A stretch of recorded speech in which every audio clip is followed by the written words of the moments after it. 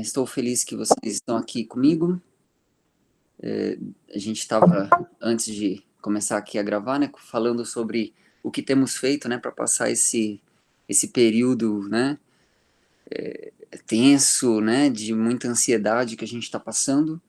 E eu também estou por aqui tentando me reinventar. É claro que, assim, eu tenho uma grande vantagem nisso tudo, que eu tenho uma filha de 3 anos, né? Então, tédio é uma palavra que não existe. Vários amigos que eu converso que perguntam, como que tá? E, nossa, tá um tédio. Eu falei, bom, tédio eu não posso reclamar, porque nada como uma criança correndo pela casa e demandando um monte de, de atividades e brincadeiras para tirar qualquer tipo de tédio.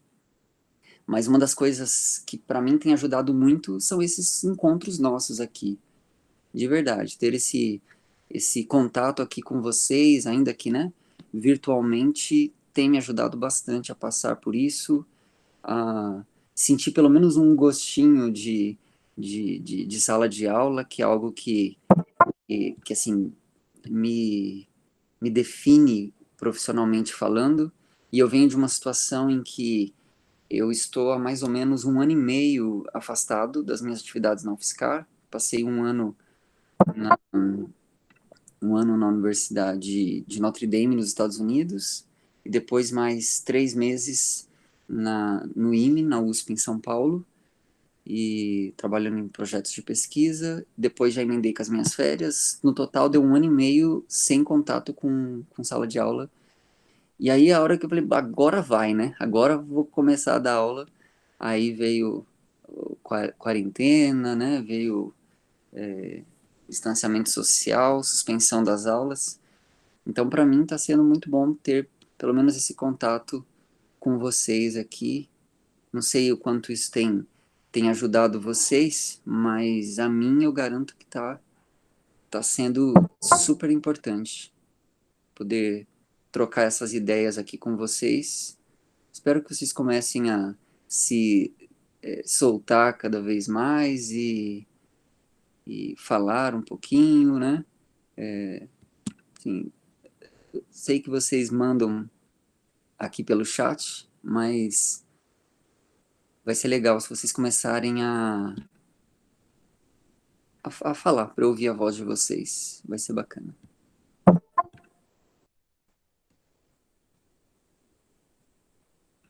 Beleza, gente.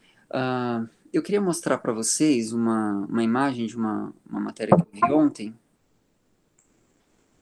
já entrando aqui no assunto que a gente vai tratar, né, que a gente combinou que trataria nessa aula hoje. Deixa eu ver se eu encontro aqui. Sei que eu tinha ele aberto. Aqui. E eu vou compartilhar minha tela aqui com vocês. Acho que é aqui, apresentar agora.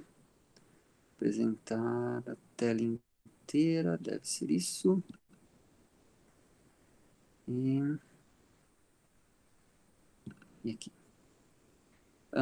Dê um ok para mim, se puder ser por voz, se vocês estão vendo a minha tela. Sim. Beleza. Estão vendo um desenho aí, um gráfico? Uhum. Dá para ver, né? Bom, esse gráfico aqui é um gráfico que mostra a evolução dos casos confirmados. Professor, Oi, não tá aparecendo no meu, a sua tela, no caso. não está aparecendo? Não. Mas você estava vendo a minha imagem? Você estava Eu vendo? tô vendo só essa imagem. Você continua vendo só a minha imagem? É. Uai. Mais alguém, gente, não está conseguindo visualizar? Eu voltei aqui para minha tela de novo. Tá vendo o gráfico? Tem que ver na outra. Ó, o pessoal tá falando que precisa mudar a tela. Volta lá no nome das pessoas. Eu não cheguei. Eu consegui, já consegui, realmente. Tinha feito Beleza, errado. beleza, maravilha. Então, vou voltar aqui. Então, o que a gente está vendo aqui é um gráfico que mostra a evolução dos casos confirmados de Covid-19 no Brasil, desde o primeiro caso, no dia 26 de fevereiro, até ontem, dia 7 de abril. Assim, algumas coisas que eu queria trazer para vocês aqui, através desse gráfico, são os seguintes. Primeiro, é claro que a gente olha para isso daqui e vê que isso aqui é uma linha contínua, né? É intuitivo, né? Vocês ouvem eu dizer que essa linha é uma linha contínua e vocês entendem o que eu estou falando. Contínuo, é pegar se fosse um desenho no papel, é pegar e desenhar essa linha sem tirar o lápis do papel. Isso aqui é contínuo, né? Essa linha, ela é uma linha contínua. Mas o que essa linha está dizendo? Ela estaria dizendo assim, em cada instante de tempo, desde o dia 26 de fevereiro até o dia 7 de abril, o número de casos naquele instante estaria representado pelo, né, se eu pego, por exemplo, esse pontinho aqui, nesse instante de tempo eu subo verticalmente até bater nessa linha, e depois venho horizontalmente até ver a quantidade de casos que eu encontro aqui, né? É assim que a gente interpreta isso daqui. Isso aqui é uma das 5 representações de função que a gente tem, que é a representação gráfica, né? Daqui a pouco eu vou falar um pouco sobre quais são essas 5 representações. Mas essa é uma delas, e é assim que a gente deve interpretar isso. Agora, é claro que isso aqui não foi medido assim, todo dia ou em cada instante de tempo, a gente fez a medição para poder ter essa linha contínua.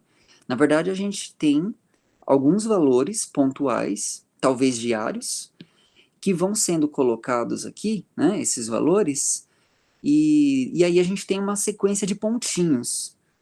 E aí o que a gente faz com essa sequência de pontinhos?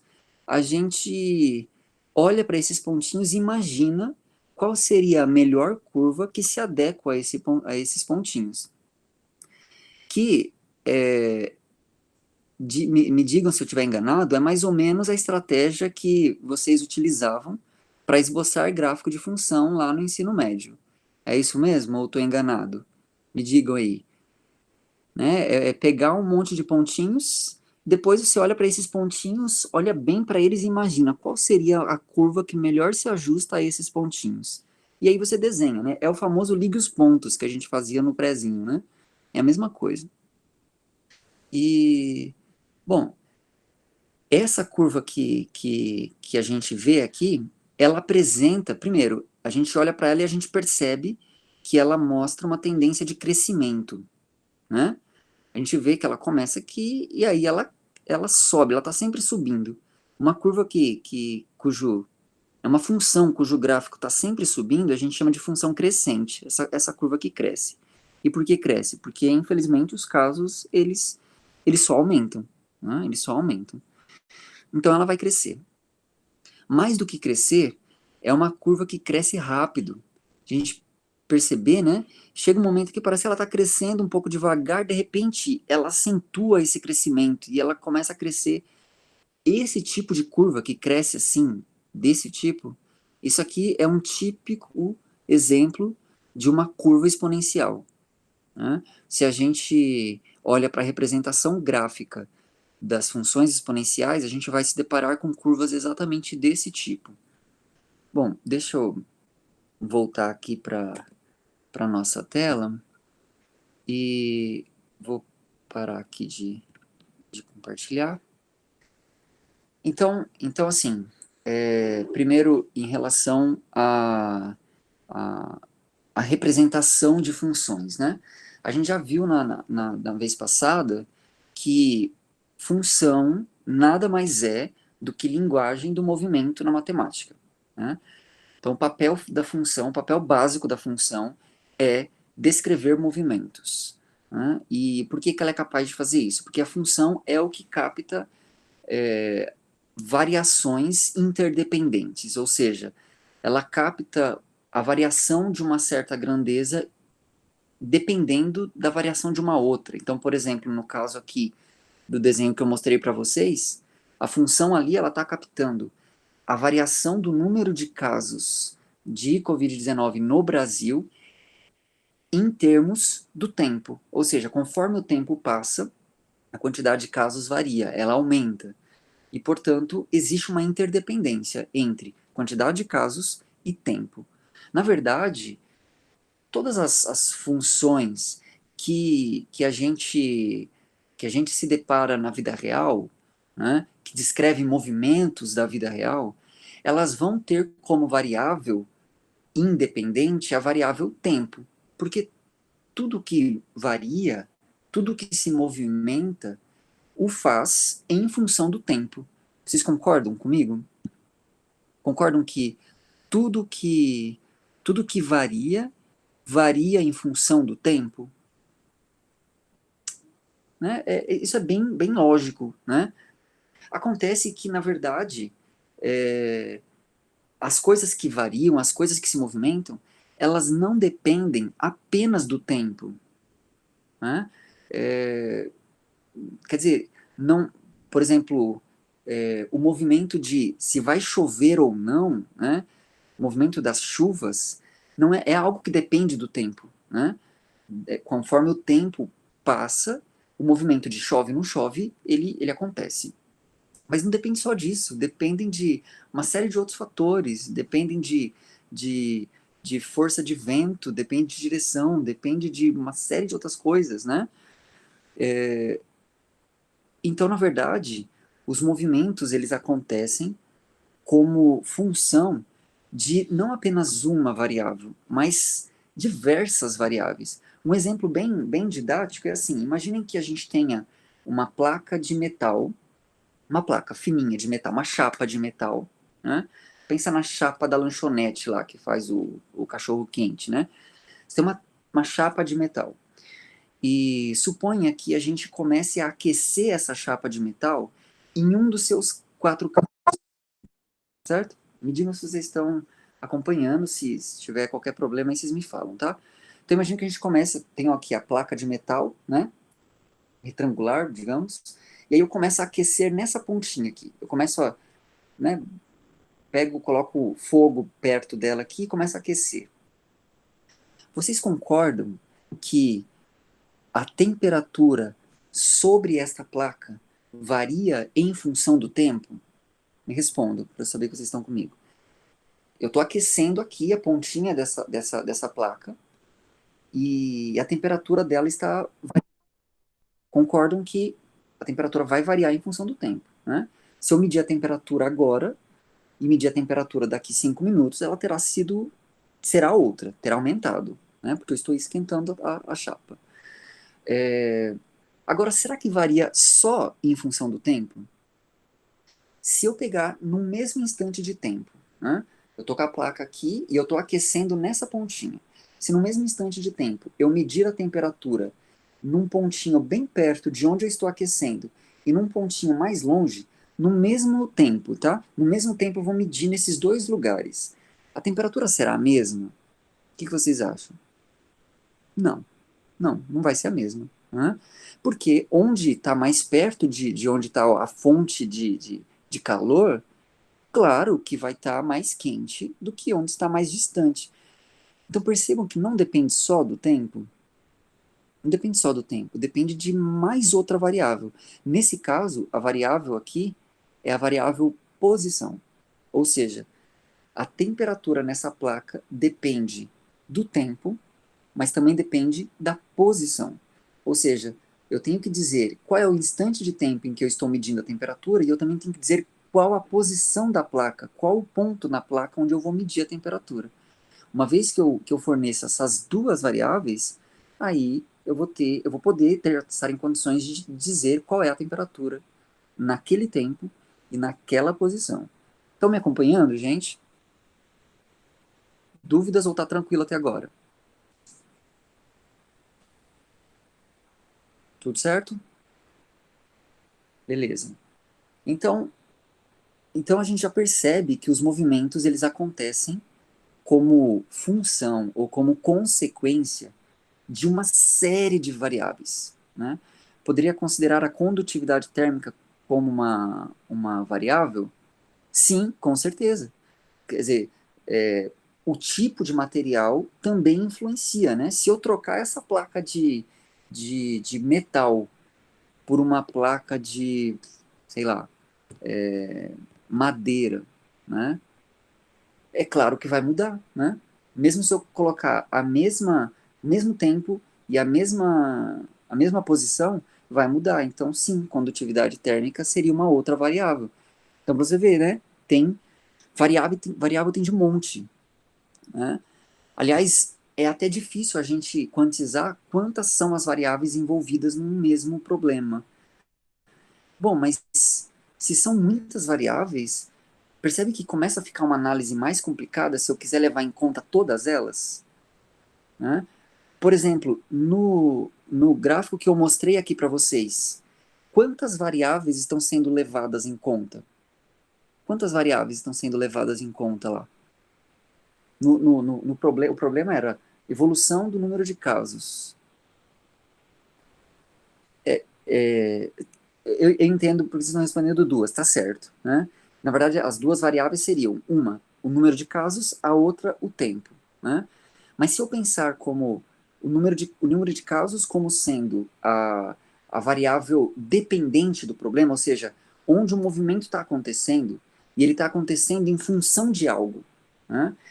E qual seria essa variável que está determinando aquele movimento? Então, ou seja, minha pergunta é: quantas variáveis independentes existem nesse movimento? O tempo, ou seja, uma só. Eu tenho uma variável que é o tempo, e eu tenho que é a variável independente. E eu tenho uma variável que é o número de casos de Covid no Brasil, que é a variável dependente. À medida que o tempo passa, o número de casos aumenta. Agora eu pergunto: o tempo é a única variável desse problema? Sim ou não? Ou será que tem outras variáveis? Não, com certeza não, né, Júlio? Por quê? Porque, é, primeiro, a gente está ficando em casa, né? Infelizmente, não todos. Né? Tem muita gente que acha que é brincadeira tudo isso e tá vivendo a vida aí. Mas muita gente está ficando em casa.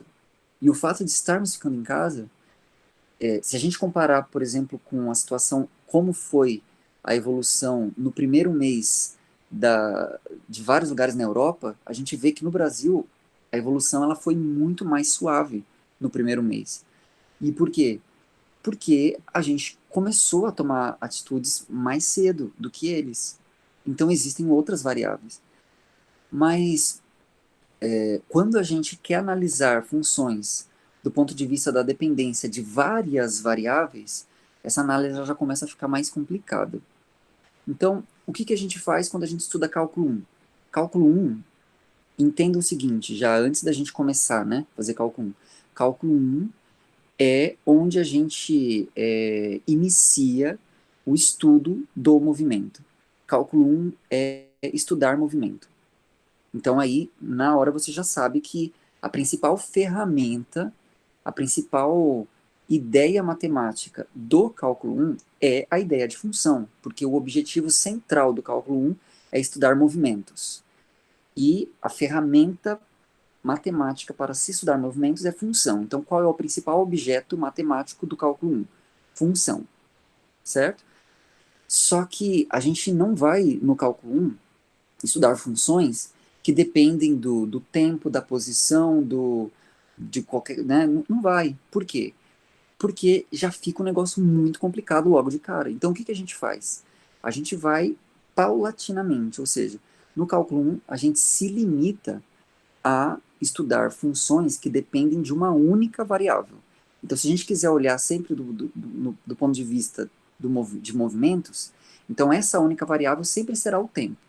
Então, a variável independente, no contexto do cálculo 1, e é o contexto que a gente vai se restringir aqui nesses nossos bate-papos aqui, né? Sempre será funções que dependem de uma única variável. Né? Vamos ter oportunidade, quando a gente for fazer lá o cálculo 2, de ver funções que dependem de mais do que uma variável. Mas no cálculo 1, a gente só olha para funções que dependem de uma única variável, certo? E essa única variável ela sempre será variável real, ou seja, sempre será uma variável que varia dentro do campo dos números reais, geometricamente falando, sobre aquela linha reta. O tempo é assim, o tempo varia sobre uma linha reta, né? Eu posso olhar para o tempo como uma linha, né? A gente até usa a expressão linha do tempo, né? Eu posso olhar para o tempo assim. Eu também posso olhar para, por exemplo, o número de casos de Covid-19 no Brasil como dados sobre uma linha, né? É daí que começa a nascer a representação gráfica. Seria representar cada uma dessas duas variáveis por uma linha, a variável independente que a gente tradicionalmente representa por uma linha horizontal. Aqui deu uma travadinha, aí para vocês está tudo ok? Deixa eu ver se voltou aqui. Tá ok? Bom, então acho que foi só para mim aqui. Ok, né? Então beleza. Travou, mas voltou normal. Ótimo. Isso, para mim voltou aqui também.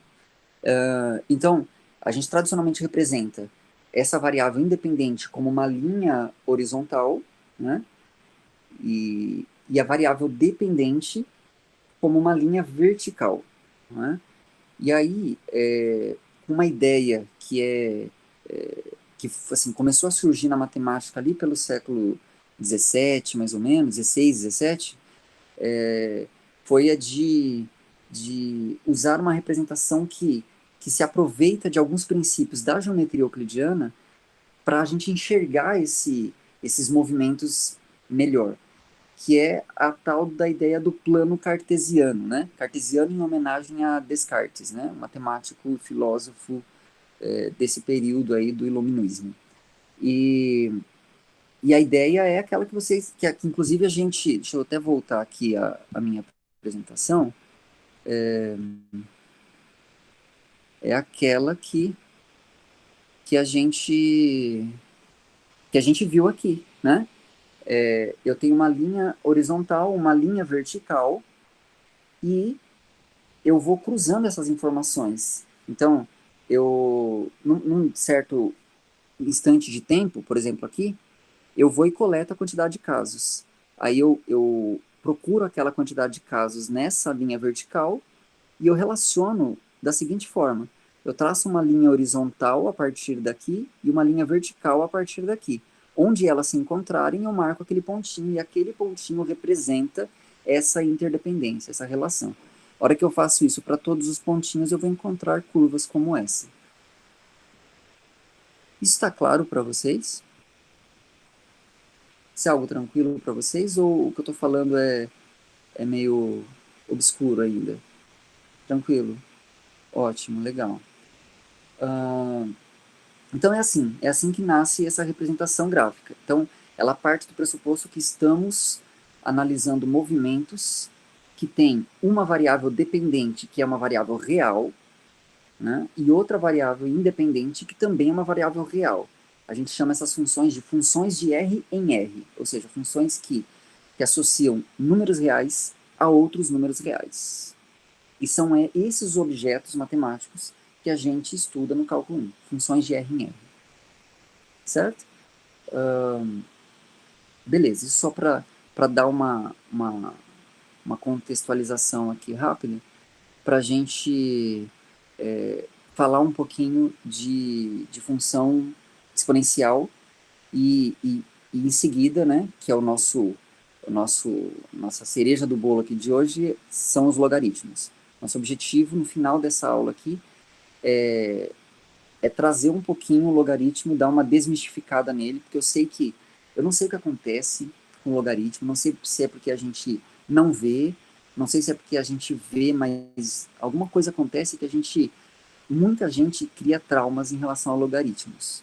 Né? Levanta a mão aí quem que já criou trauma em relação ao logaritmo. Né? Eu sei que muita gente, ó, Beatriz, né? Muita gente cria, né? Eu não sei entender muito bem por quê. Então, eu gostaria de, por um momento, pedir que vocês esquecessem tudo que vocês já ouviram falar de logaritmos. Só por um momento, né? E aí depois dessa nossa aula aqui, você tenta juntar o que você tinha visto com o que você viu agora, tá bom? Para a gente tentar ver se a gente dá uma quebrada nessa lógica, nesse peso emocional que o logaritmo tem para a gente. Então esse é o meu objetivo aqui. Mas não tem como eu falar de logaritmo se eu não falar antes de função exponencial. Não dá, porque são coisas que são intimamente relacionadas, uma depende da outra. Eu vou tentar posicionar melhor aqui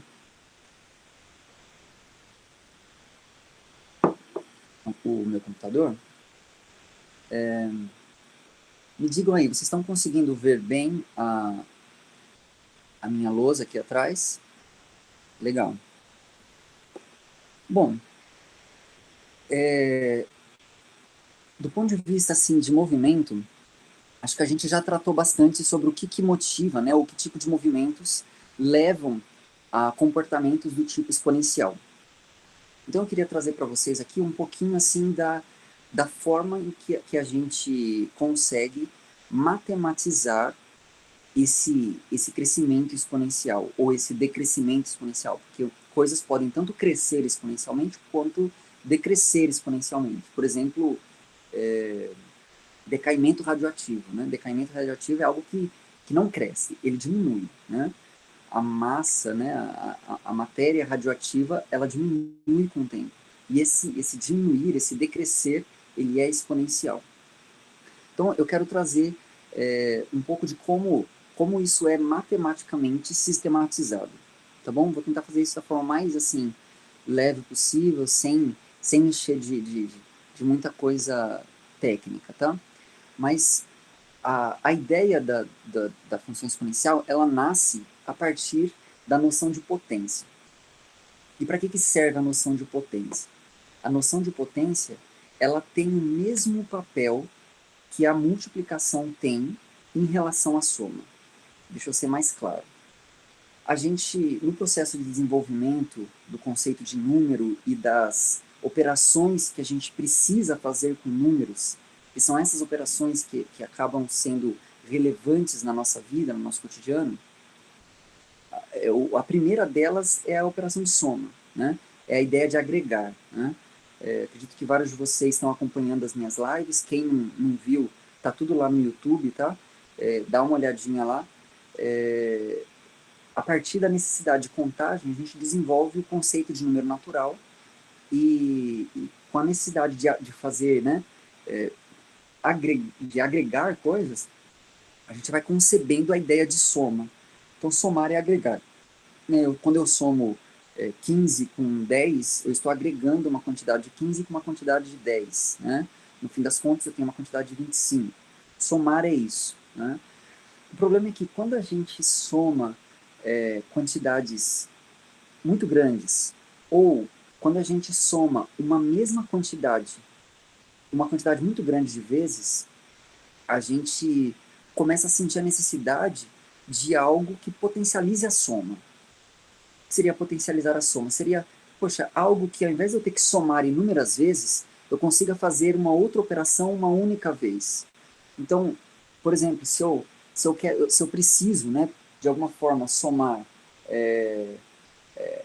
14 mais 14 mais 14 mais 14, 4 vezes, né? Poderia ser mais. Se eu preciso fazer isso aqui, é claro, eu sei fazer 14 mais 14, depois eu posso fazer o resultado mais 14, e depois eu posso fazer mais 14 e vou encontrar o resultado.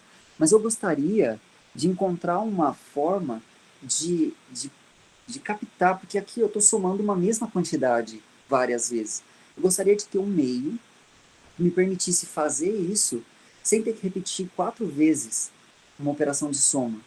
Então, tentar, por meio de uma única operação, fazer o que aqui eu precisaria de 4. Né?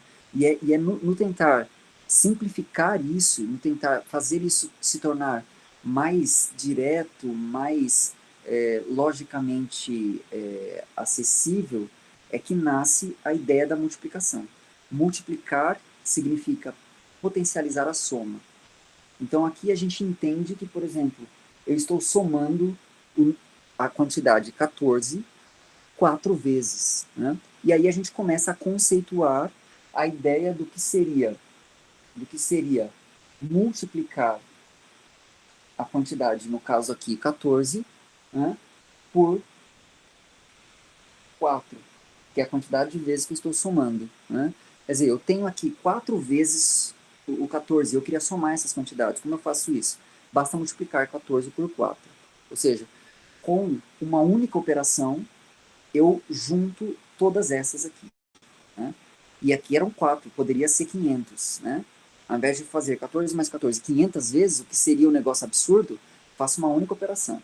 500 vezes 14. Agora é claro, né?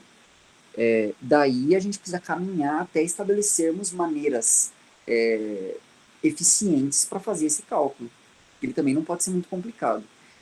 E aí, nesse processo, que a gente vai caminhando até conseguir bolar um algoritmo para fazer, que é o algoritmo da multiplicação que vocês aprenderam lá na escola, né? Mas isso é tudo fruto desse processo de tentar potencializar a soma, de tentar representar uma soma múltipla por uma única operação, certo? A multiplicação, ela nasce aí, né? Me deem um ok se tá claro isso aqui para vocês. E aí a gente já segue. Tudo bem? Legal. Tá. E aí, dessa forma, então, a gente dá origem a uma nova operação, que é a operação de multiplicação, né? E a gente começa a entender essa operação de multiplicação.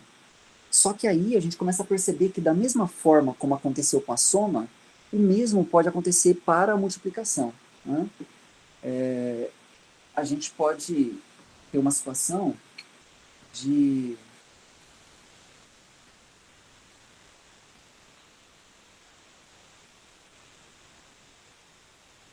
A gente pode ter uma situação de, por exemplo, querer multiplicar agora o mesmo número. Por exemplo, eu quero multiplicar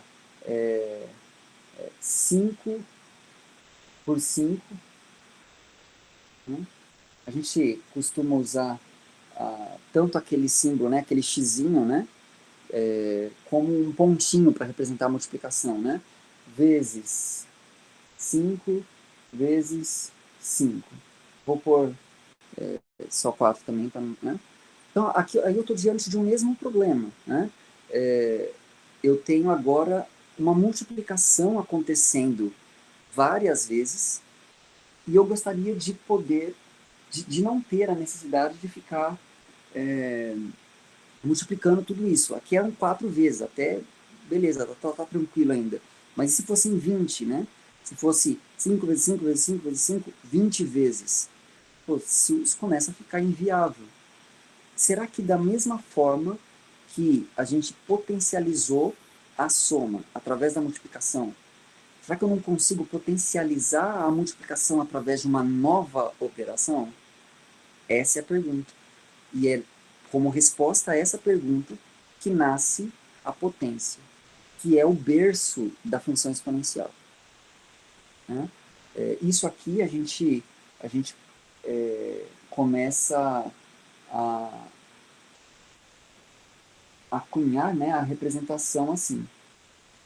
5, e aí aqui no canto superior, né, do 5, a gente representa a quantidade de vezes que eu estou multiplicando o 5 por ele mesmo.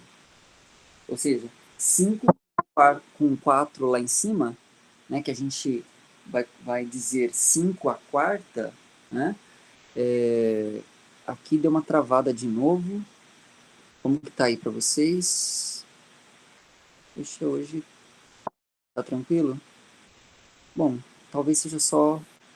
Ah, não, da Évila travou também. Ok. Porque, né, a gente costuma se referir isso daqui a 5 elevado a 4, ou 5 à quarta, né?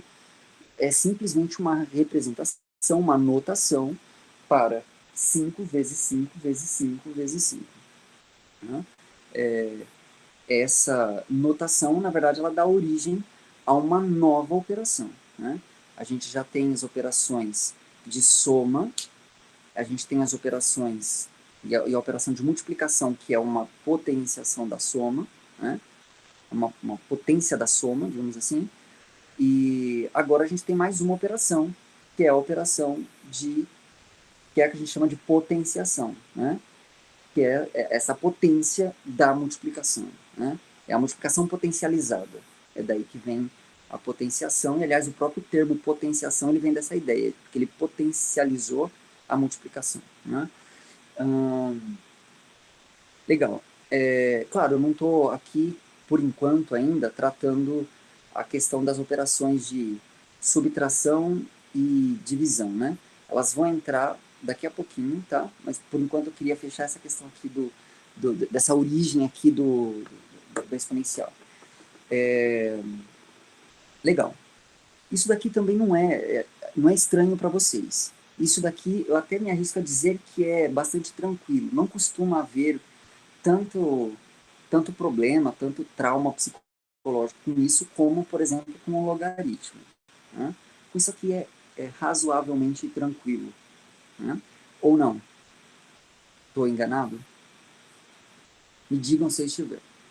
Tranquilo, né? Então, o pessoal tá concordando.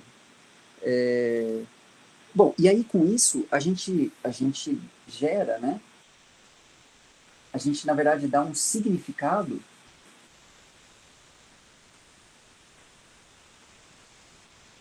A gente dá um significado para esse tipo de notação aqui, ó.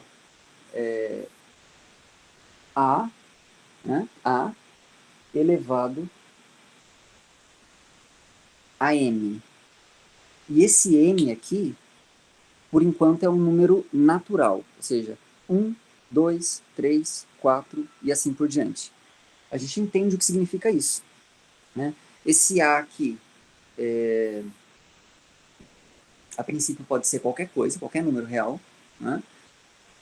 Mas aqui eu vou dar um significado, né, para essa notação. Quer dizer, o que é A elevado a M? É a mesma coisa que A vezes A, vezes A, vezes A, M vezes. É por isso que M tem que ser natural, porque senão não faz sentido dizer que são M vezes, né? Uma quantidade assim de vezes tem que ser número natural. Então, aqui eu estou dizendo o que significa A elevado a 2, né, que a gente chama de A ao quadrado, tem razões históricas para isso. A elevado a 3, A elevado a 4, A elevado a 5, A elevado a 50, né? A elevado a qualquer número natural. Essa notação comporta isso, certo? Agora a pergunta é, será que só dá para fazer esse tipo de potência com números naturais aqui no expoente? Né? Isso aqui a gente costuma chamar de expoente, e esse número A aqui de baixo a gente costuma chamar de base. Né? Será que no expoente só pode existir número natural? Ou será que eu poderia, por exemplo, colocar números inteiros negativos ali? Né? Essa é a pergunta que a gente faz. Bom, antes de responder essa pergunta, eu queria só convencer vocês da naturalidade disso aqui. Ó. Se eu tiver A elevado a M e eu multiplicar por A elevado a M, M e N, ambos são números naturais. Tá? Assim, com essa ideia bem assim, né, elementar de o que seria essa potência, quanto deveria dar A elevado a M vezes A elevado a M? Quanto deveria dar isso? Eu não estou pedindo para vocês lembrarem de qualquer regra que a tia lá do prézinho ensinou para vocês. Entendam? Eu quero que vocês entendam o que isso significa e me digam o que seria natural de esperar que dê isso. Né? É simplesmente contar aqui, né? Porque A elevado a M é A vezes A vezes A vezes A, M vezes. E A elevado a M é A vezes A vezes A vezes A, N vezes. Né? Portanto, quando eu multiplico A elevado a M vezes A elevado a M, eu tenho A vezes A vezes A vezes A vezes A vezes A vezes A vezes A. Quantas vezes? Percebam como é intuitivo isso, gente. Quantas vezes? Quantas vezes vai estar multiplicando o A por ele mesmo aqui? Aqui eu tenho n vezes, né? Aqui eu tenho n vezes. Nesse produto, desse por esse, quantas vezes vai estar sendo multiplicado? N mais n. Você percebe como é natural isso? Quer dizer, não é uma regra de, né? Olha, aprendam aqui a regra da potência. Potências de produto de potências de mesma base, conserva a base, somos expoentes. Porra, essa regra não quer dizer nada. Não quer dizer nada isso. É um blá blá blá que a gente engole mas caramba, você não precisa de regra nenhuma. É só você olhar para o que significa isso. Isso significa simplesmente que eu estou juntando as duas potências, colocando tudo no mesmo produto. Pô, é lógico que vai ser, no final, isso daqui vai ser exatamente uma potência de A, M mais N vezes, ou seja, A vezes A vezes A vezes A vezes A, N mais N vezes. Isso é muito lógico, isso é muito intuitivo. Eu não preciso apelar para que ninguém decore regra nenhuma se o meu objetivo é simplesmente dar o sentido, o significado do que é uma potência. Vocês conseguem sentir isso? Conseguem perceber isso? Conseguem, não há necessidade nenhuma de decorar isso aqui? Decorar aquela reza, né? Produto de potência de mesma base, conserva a base, somos expoentes. Não precisa decorar isso. Né? Porque, na verdade, quando a gente se presta a decorar essas regras, automaticamente ela já virou artificial, já perdeu qualquer sentido que ela pudesse ter. Vocês estão comigo, gente? Estão acompanhando? Me deem um ok, sim. Legal. Então, perfeito. Isso aqui é considerado a propriedade fundamental da potência, ou da função exponencial. Propriedade fundamental é A elevado a n vezes A elevado a n igual a A elevado a m mais n. Isso aqui está dizendo uma coisa incrível que a função exponencial satisfaz. Aqui, por enquanto, gente, só no âmbito dos números naturais. Não vamos esquecer disso, tá? Daqui a pouco a gente vai ampliar. Mas isso aqui está dizendo o seguinte, que uma vez que a gente concebe essa ideia de função exponencial, essa função exponencial ela tem o poder de transformar soma em produto. E isso eu quero que vocês reflitam nessa frase, até questionem o que eu acabei de falar e vejam se vocês conseguem encontrar sentido nisso olhando para essa igualdade. Função exponencial é uma função que tem o poder de transformar soma em produto. Olhando para isso, vocês conseguem enxergar sentido nessa frase que eu estou falando? Conseguem? Né? Ó, se você olhar para o lado direito, você vai ver que aqui eu tenho uma função exponencial sendo aplicada numa soma.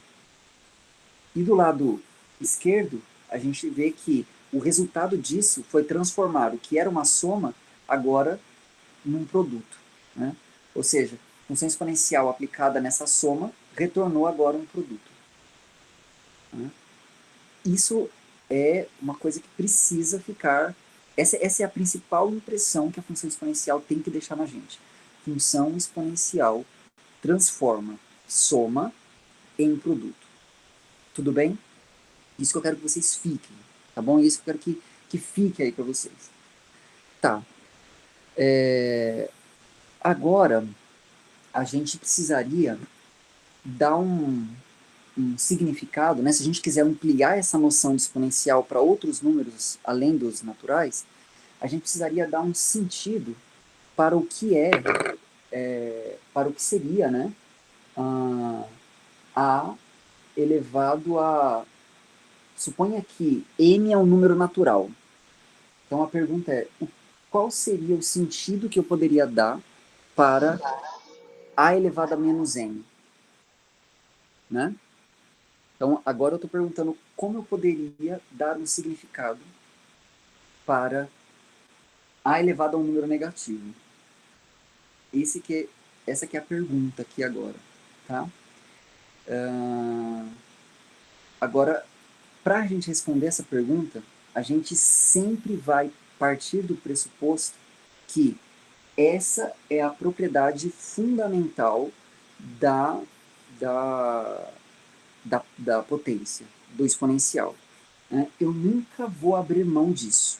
Isso eu quero que seja verdade sempre. Tá? Eu não abro mão dessa propriedade. Então, se eu quero dar um sentido para isso, eu preciso que esse sentido ele continue funcionando da mesma forma como o que acontece aqui. Certo? Eu preciso disso. Bom, e qual é o sentido que a gente dá para isso? Até o João Pedro está dizendo aqui, né? Também isso aqui não é novidade para vocês, né? A gente apela para essa, essa operação, entendendo que a potência transforma somas em produtos, a gente... Aí agora eu quero voltar, né? Eu falei que eu não estava... Eu estava deixando subtração e divisão para um outro momento, né? Quando a gente entende o conceito de soma, a gente rapidamente entende que muitas vezes a gente precisa desfazer a operação de soma que a gente fez. E esse processo de desfazer uma operação feita está ligado a uma ideia de inverso, a uma ideia de fazer algo e depois inverter o que se fez. Aqui eu travei de novo, não sei se vocês estão ok, continuo travado. Hoje tá de rosca isso aqui. Normal para vocês. Pronto, voltou ao normal aqui também. Bom, a gente vai travando e destravando e assim vamos. Beleza. Então, quando eu estou diante da operação de soma e eu me deparo, né, com a situação de que eu preciso desfazer a soma que eu fiz, né, é a ideia da perda, né, quando eu falo de agregar, automaticamente eu também ganho a ideia de perder, né? Eu posso agregar, ou seja, eu posso ganhar, mas eu posso perder. E aí quando eu perco, eu vou ter que subtrair, eu vou ter que tirar, né? Tirar, nesse sentido, é a operação inversa de, de somar, né? De agregar. E a gente consegue conceituar essa operação inversa da soma, que é o que a gente vai chamar de subtração, né? E a gente faz isso, a gente conceitua isso, né? E a gente entende isso bem. Nesse sentido, subtração é a operação inversa da operação de... Subtração é a operação inversa da operação de soma. Né? Me perdi aqui um pouco. Beleza. Agora, ainda persiste essa pergunta aqui. Bom, suponha que a gente esteja diante da seguinte pergunta. N menos N. Né? Eu já sei que a exponencial leva soma, transforma soma em produto.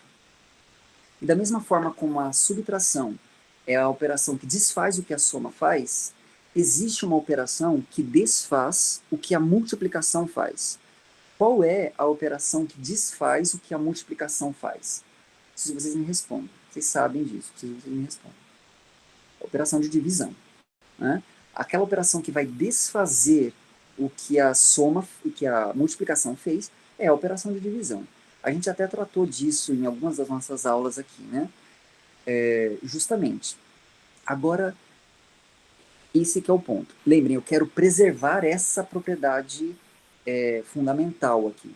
Né? Se eu quero preservar essa propriedade, me digam uma coisa. Se a função exponencial transforma soma em produto, então ela transformará subtração em quê? Podem responder. Subtração em divisão. Percebam como é lógico. Subtração é o inverso da soma. Divisão é o inverso da multiplicação. E a exponencial transforma soma em multiplicação. Logo, é lógico, é intuitivo esperar que ela transforme subtração em divisão. Conseguem perceber como, assim, do ponto de vista lógico, é natural pensar assim? Nesse sentido, é natural esperar que isso seja a elevado a m dividido por a elevado a n. é lógico esperar que isso aconteça, né? Só que, beleza, né? Aqui, então, tá, se eu quero que isso aconteça, se eu quero que seja esse o cenário, né? Porque aí, da mesma forma como a exponencial está transformando soma em produto, ela estaria transformando subtração em divisão, eu preciso agora, tá, o que seria isso, né? Aqui seria como se fosse zero menos m, né? Se eu quero que essa propriedade aconteça, que essa propriedade seja verdadeira, isso aqui teria que ser assim, a elevado a zero dividido por a elevado a n. A elevado a zero dividido por a elevado a n. Né? Porque aqui é como se eu tivesse... Deixa eu fazer um pouco melhor. Aquele menos m que a gente está vendo ali é como se fosse a elevado a zero menos m. E eu quero que essa propriedade se preserve. Lembre que essa é a propriedade fundamental da exponencial. Então, eu olho para a elevado a menos m como a elevado a zero menos m. Portanto, se eu quero que essa propriedade seja verdadeira, isso terá que ser a elevado a zero dividido por a elevado a m. Né? Percebam que aqui há o cuidado de que o que está embaixo é aquele que carregava o sinal de menos. Né? Então, esse é só um cuidado que a gente tem que ter aqui. Bom, mas para eu poder, então, dizer qual é o sentido disso, eu preciso entender o que deveria ser a elevado a zero. Né? Aí a pergunta é, o que deve ser, o que vai trazer o sentido disso tudo, ou seja, como eu devo definir a elevado a zero, e aqui a gente está diante de um processo de definição mesmo. Eu quero dar uma definição para isso. Será que a elevado a zero tem que ser zero para que isso ganhe sentido? Rapidamente a gente percebe que zero não é o que a gente quer que seja. Não vai dar o sentido que a gente quer se a gente disser que a elevado a zero é zero. Então deve ser o quê? Para que isso ganhe um significado, ganhe um sentido. Aí a resposta a essa pergunta, ela vai ser o seguinte. Quando eu olho para menos m, né? Menos m, ele é o oposto de m. A gente também tratou isso em aulas passadas, né? Quando eu olho para menos m, estou dizendo menos m, esse sinalzinho de menos na frente, ele está significando o oposto de m no sentido da operação de soma e subtração. Né? Quer dizer, é aquele cara que somado com m vai dar zero. É isso que significa o oposto, é aquele simétrico. Né? E lembrem, a exponencial ela transforma tudo que é operação de soma, ela vai levar para o mesmo contexto, mas na multiplicação. Certo? O zero, ele é o que a gente chama de elemento neutro da soma. Né? Vocês já ouviram essa expressão, elemento neutro? O que é elemento neutro? Significa que quando eu somo zero com qualquer coisa, dá sempre a outra coisa. Né? Se eu somo zero com 35, dá 35. Se eu somo zero com 50, vai dar 50. Isso é o que significa dizer que zero é elemento neutro da soma. Quem é o elemento neutro da multiplicação? 1. Né? 1. Quer dizer, é aquele número que quando eu multiplico ele por qualquer coisa, dá outra coisa. Agora, se a função exponencial ela faz essa ponte entre o contexto, o universo da soma para o universo da multiplicação, essa função que faz essa ponte entre o universo da soma para o universo da multiplicação deveria levar o elemento neutro da soma, que é zero, em quem? Em quem vocês acham que deveria levar? Para a gente continuar preservando essa característica de que tudo da soma é levado pela exponencial no seu equivalente na multiplicação. Percebem como que é assim, eu estou escolhendo uma definição, poderia ser 2, eu poderia definir a elevado a zero como sendo 2, se eu quisesse. A questão é, será que teria fundamento lógico em dizer que a elevado a zero é 2? Rapidamente a gente já vê que não. Agora, se eu disser que a elevado a zero, a partir de agora, será definido como sendo 1, se eu disser isso, Isso ganha sentido lógico, justamente pautado nisso que eu acabei de falar. E 0 é o elemento neutro da soma, e 1 é o elemento neutro da multiplicação. E a função exponencial, ela faz essa ponte do que é soma para o que é multiplicação. Portanto, é razoável definir a elevado a zero como sendo 1. Né?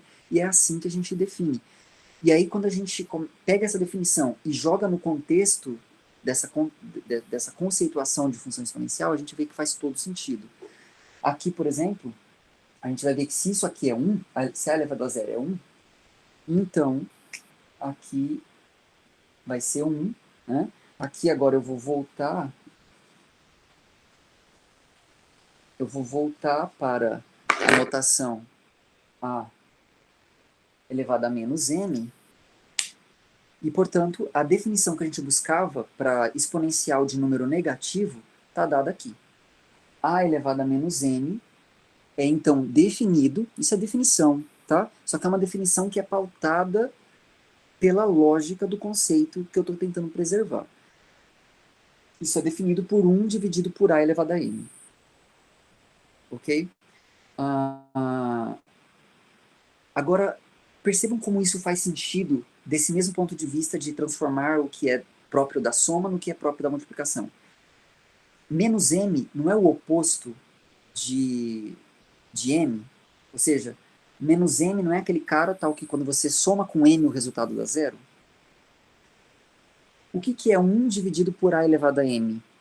1 dividido por a elevado a m é o que a gente chama de inverso do a elevado a m. Ou seja, é aquele número que multiplicado por a elevado a m vai dar 1, que é o elemento neutro da multiplicação. Percebem o paralelo? A exponencial, ela leva o oposto de um número no inverso lá do outro lado. Então, a exponencial, ela leva soma em produto, ela leva subtração em divisão, e ela leva o oposto no inverso. Portanto, ela também leva o elemento neutro no elemento neutro, ou seja, a elevado a zero é 1. Me diga, gente, tá fazendo sentido isso para vocês? Isso aqui, por um lado, é elementar no sentido de que vocês já viram isso pra caramba. Mas é possível, eu diria até que provável, que vocês nunca viram isso desse ponto de vista. Tá tudo ok? Tudo ok até agora? Beleza. Já tinham visto isso dessa forma? Ou simplesmente essas definições foram jogadas e engula e faça... Legal, normalmente a gente não vê, né? Até porque a gente não tem tempo, gente. Tempo é um negócio assim que nos persegue, né? Lá tem um cronograma para ser cumprido, e aí o negócio é atropelado, né? Aqui, como eu falei para vocês, a gente não tem obrigação de tempo nenhuma, né? Então a gente pode tomar o tempo que a gente precisar. As revisões no AVA tem, né? Sim, João Pedro. Ela foi pensada justamente para tentar preencher um pouco essa lacuna, dar um pouco mais de sentido para essas coisas. Mas legal, a gente conseguiu então, dessa forma, dar um significado para exponencial de números inteiros. Mas aqui tem uma sutileza. Lembra que quando eu falei da potência de número natural, eu falei o A pode ser qualquer coisa? Agora, o A não pode ser mais qualquer coisa. Porque quanto que é 0 elevado ao número natural? 0 ao quadrado dá quanto? 0. Então, quanto seria 0 elevado a menos 2? Segundo essa definição. 0 elevado a menos 2 seria igual a 1 dividido por 0 ao quadrado, que, como o Júlio disse pra gente, é igual a 0. Ou seja, 0 elevado a menos 2 dá 1 sobre 0. 1 sobre 0 pode, não? Pode isso, Arnaldo? Pode 1 sobre 0? A gente já discutiu até isso, né? Divisão, ela é a operação inversa da multiplicação. Ela desfaz o que a multiplicação fez. Só que quando você coloca o zero no denominador, rapidamente a gente vê que problemas acontecem, né? Então não pode. Ou seja, a partir de agora, esquece essa história de que A pode ser qualquer coisa. A gente já tem uma restrição para o A aqui. Ele não pode ser zero. Ele tem que ser diferente de zero. Tudo bem até aqui, gente? Tudo bem? Então, a partir de agora, Zero está fora, zero não está qualificado para ser base de função exponencial. Para ocupar o lugar desse A aqui, o zero está fora. Tá bom? Beleza, estabelecido isso, já estamos diante de uma definição muito boa para exponencial de número inteiro. Agora, só tem número inteiro na reta? Ou tem mais gente? Quem mais está na reta, além dos números inteiros? Quem mais? Os números decimais, né? Os números racionais, perfeito. E a gente também quer dar um sentido para exponencial de números racionais. Agora, como a gente faz isso? Eu vou exemplificar isso usando um exemplo assim, talvez o mais simples possível, para a gente poder entender a lógica, tá?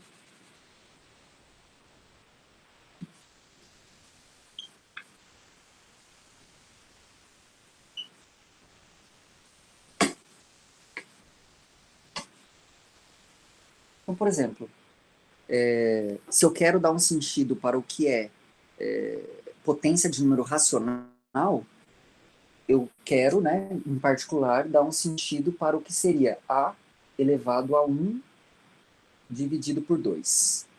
Eu quero dar um significado para isso. Certo? Então a pergunta é... Opa, travou aqui de novo.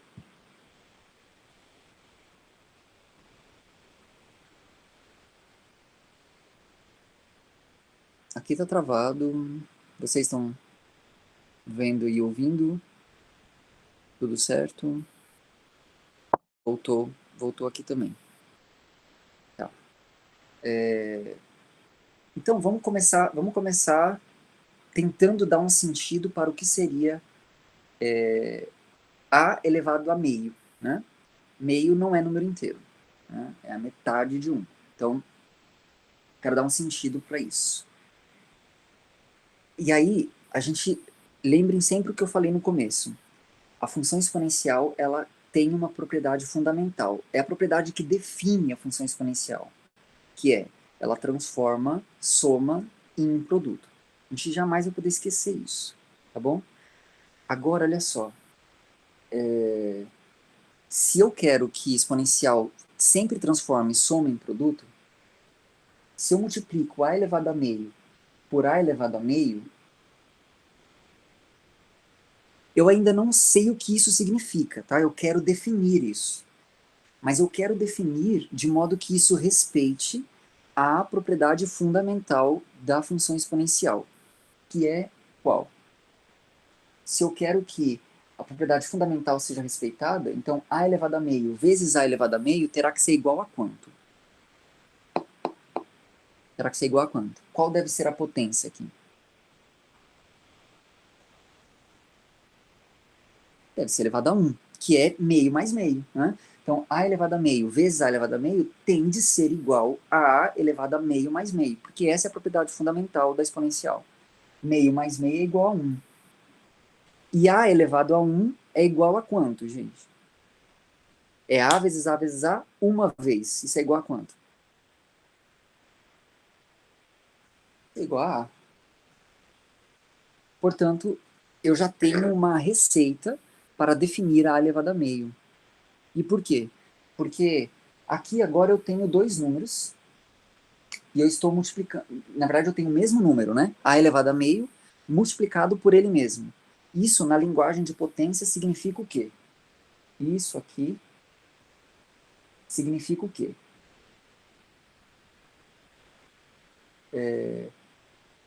Na linguagem de potência, eu tenho um número vezes ele mesmo.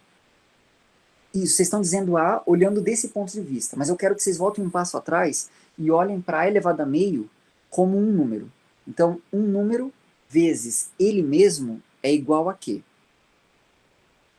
É esse número elevado ao quadrado, como o Jorge está dizendo. Ou seja, o que está escrito aqui é a mesma coisa que ó, um número vezes ele mesmo é igual a esse número ao quadrado. Percebe? né? Eu não estou apelando à propriedade fundamental da exponencial, isso eu já fiz aqui em cima. Eu estou só olhando para aquela propriedade elementar. Um número vezes ele mesmo é ele ao quadrado. Certo?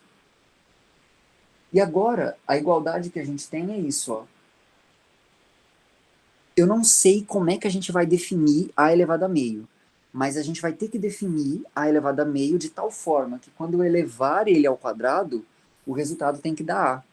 Então a pergunta é, quem é o número que elevado ao quadrado fica igual a A? Quem é o número que elevado ao quadrado fica igual a A? Quem é esse número?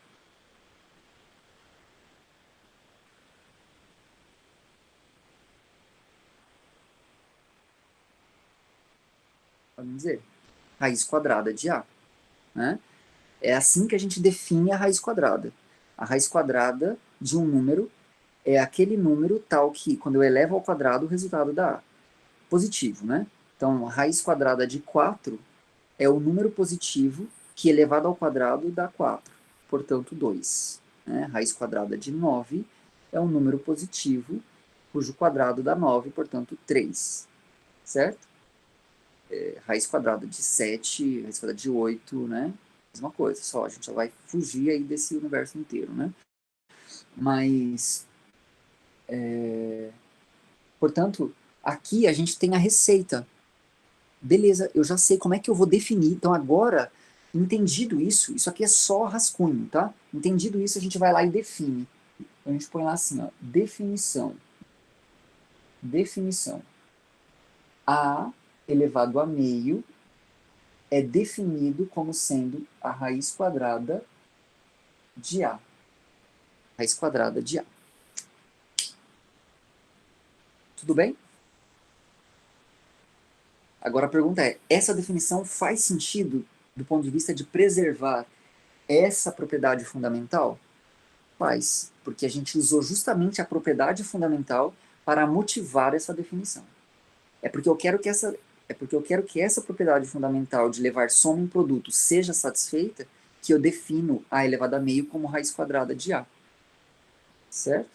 Não é uma sorte. Puxa, olha só que sorte que a gente deu, que a gente definiu assim e satisfaz essa propriedade mágica maravilhosa. Não, eu queria que a propriedade mágica fosse satisfeita. E em função desse desejo é que eu defino A elevado a meio.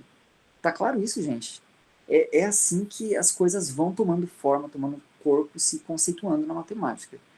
Me digam aí se até aqui tudo bem.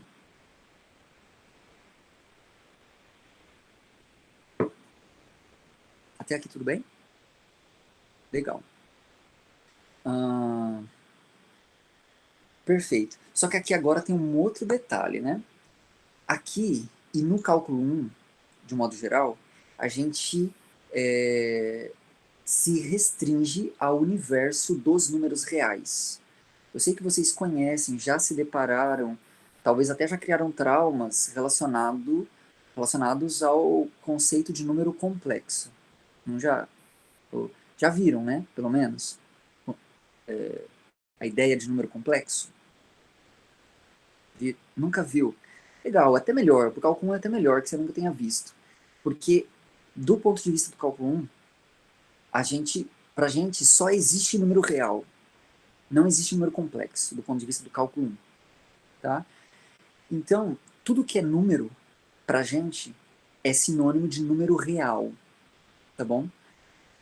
Só que aqui agora, a gente já tinha concordado que o A não poderia ser zero. A base do exponencial não poderia ser zero. Porque no caso do número negativo, vai ficar no denominador, e aí se for zero, vai dar pau.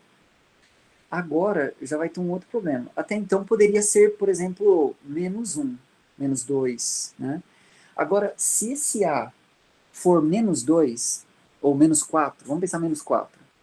Quanto seria menos 4 elevado a meio? De acordo com essa nossa definição aqui. Quanto seria menos 4 elevado a meio? Raiz de menos 4, como está dizendo o Júlio. E quanto é a raiz de menos 4? Bom, raiz de menos 4 é aquele número que elevado ao quadrado vai dar menos 4. Número real. Qual é o número real que elevado ao quadrado dá menos 4? Ah, o menos 2. Menos 2 ao quadrado dá menos 4, certo? Não, né? Por quê? Porque menos 2 ao quadrado é menos 2 vezes menos 2. É a famosa regrinha, né, dos sinais aí, que aliás, né, aproveito o ensejo na minha live de amanhã, que não vai ser às 9, vai ser às 5 amanhã. Eu vou tratar exatamente da ideia de número negativo e vou falar da regra dos sinais. Mas menos com menos dá mais, então menos 2 vezes menos 2 dá 4 e não menos 4. Ou seja, não existe número real que elevado ao quadrado dê menos 4. Ou seja, eu não posso pôr o menos 4 aqui. Aliás, eu não posso pôr nenhum número negativo ali, porque não vai ganhar sentido. Porque eu não sei qual é a raiz de número negativo. Não existe raiz de número negativo no âmbito dos números reais. Tá bom? Portanto, agora a gente tem mais uma restrição para o A. Ele já não podia ser zero. Agora ele também não pode ser negativo. Certo? Ou seja, ele vai ter que ser maior que zero. Né? Ele vai ter que ser maior que zero. Maior que 1, Évila, por enquanto não. Por enquanto ele pode, o A pode ser menor ou até igual a 1. Não tem problema. Mas eu sei que assim, você já viu alguma coisa relacionada ao 1. E a gente vai chegar lá, tá bom? Mas por enquanto, a restrição que a gente tem para o A é ele não pode ser zero e ele não pode ser negativo. Ou seja, A tem que ser maior do que zero. Certo? Essa é a restrição que a gente tem. Vamos aproveitar o ensejo aqui da, da frase, né, da pergunta da Évila, para nos questionarmos em relação ao caso em que a base for 1. Se A for 1, quanto que vai dar 1 elevado a 2? Quanto que é 1 ao quadrado? Quanto que é 1 elevado a 359? Quanto que é 1 elevado a meio? Quanto que é 1 elevado a qualquer coisa? 1. Né? Ou seja, se eu olhar para a função exponencial de base 1, ela na verdade não é função exponencial. Ela é o que a gente chama de função constante. O que é função constante? É aquela função que você varia na variável independente, mas na variável dependente nada acontece. Não interessa o valor que você põe, o resultado é sempre 1. Ou seja, como o Davi está dizendo, é uma linha horizontal, é uma reta horizontal o gráfico, a representação gráfica. Essa é a característica básica da função constante. Muda o mundo, a função constante está lá, sendo 1 eternamente. Ora, bolas, isso não é função exponencial. Então, se quando eu coloco a base 1, o resultado não me dá uma função exponencial, então eu vou excluir o 1 como sendo base de função exponencial. Portanto, eu ganho mais uma, a última restrição. Então, quais são elas? O A não pode ser zero, o A não pode ser negativo e o A também não pode ser 1, porque senão não vai ser função exponencial, vai ser função constante. Portanto, agora a gente, com essas restrições, a gente tem as condições sobre a base de exponencial. Opa, travei de novo. E Google. Voltamos. Ainda não. Eu tô travado.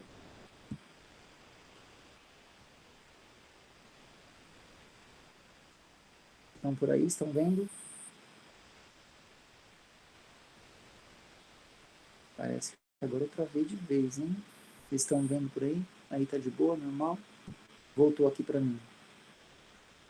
Bom, se aí tá normal, eu vou tocar o barco aqui. Para mim tá travado ainda.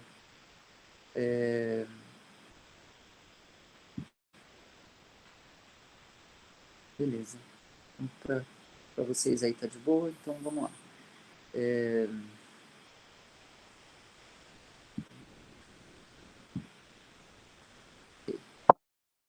Então, as condições sobre essa base exponencial, né, esse A que eu estou usando aqui, são A tem que ser positivo, maior do que zero, e A tem que ser diferente de 1. Né? Isso dá duas condições, então.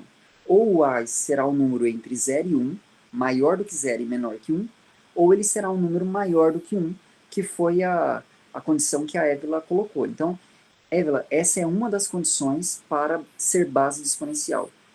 A maior do que 1, mas também tem outra. que é A entre 0 e 1. E daqui a pouco começa a ficar claro que essas duas restrições, essas duas condições que podem ser assumidas para A, são as que vão definir se a gente está falando de um exponencial que cresce, no caso do A maior que 1, ou de um exponencial que decresce, no caso do A menor que 1, entre 0 e 1. Certo? Então, é por isso que a gente tem essas duas qualidades de função exponencial, o exponencial que cresce e o exponencial que decresce. Porque a base pode ser tanto maior que 1, como também entre 0 e 1. Tudo bem, gente? Beleza. Legal. Fechou? Bom, aqui, né, só para completar, né, esse mesmo raciocínio aqui que a gente usa para definir a elevado a meio, em termos de raiz, ele pode ser usado para qualquer número racional. Né? A ideia é justamente a mesma. Quer dizer, eu não vou fazer com detalhes como eu fiz aqui para o a elevado a meio, mas se a gente faz a mesma ideia, a gente vai perceber que a elevado a um número racional da forma m sobre n, tá? M e n aqui são naturais, tá bom? Vai ser assim, ó, raiz quadrada de a... E aí, vocês já viram isso bastante, né?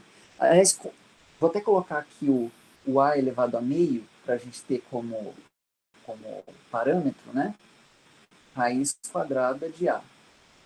Esse número 1, que está aqui no numerador né, desse número meio, ele apareceu aqui, ó, é essa potência 1 aqui. E o 2, que está embaixo, onde ele apareceu? Isso aqui, quando a gente não põe nada, é porque a gente está falando de raiz quadrada, né? Ou seja, como se tivesse um 2 ali, certo? Então, a elevado a meio é a raiz quadrada, ou seja, de índice 2, de a elevado a 1. Portanto, a elevado a n sobre n é a raiz enésima de a elevado a n. Né? Meu professor de matemática do ensino fundamental tinha uma frase ótima para dizer isso que eu nunca mais esqueci. Né? Você quer lembrar quem que vai aonde aqui? Quem está por cima das coisas, quem está por dentro das coisas fica por cima na vida. Né? Quem está por dentro das coisas fica por cima na vida. Certo?